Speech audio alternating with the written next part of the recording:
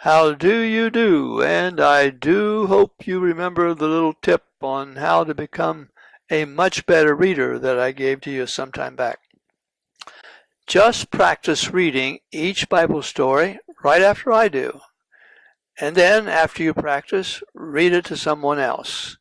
Now, if you are a beginning reader, ask your mom or dad or someone to show you just a few of the important words in the story and learn them first. You can even write them out on paper if you like.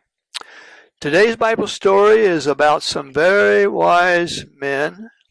So here we go with the story of the wise men, part 1.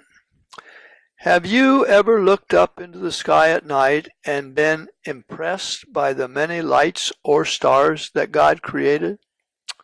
I have. There are billions of them. Of course, we can only see a few because they are so very far away. People who study stars and the universe in a scientific way in our day are called astronomers. Around the time Jesus was born, there were some wise men that lived in the East who also liked to study the sky and stars. One night, as they were watching the sky, a great miracle took place, almost as exciting as what happened to the shepherds. A star started moving across the sky, and at the same time, God revealed to the men that if they followed the star, it would lead them to a newborn king.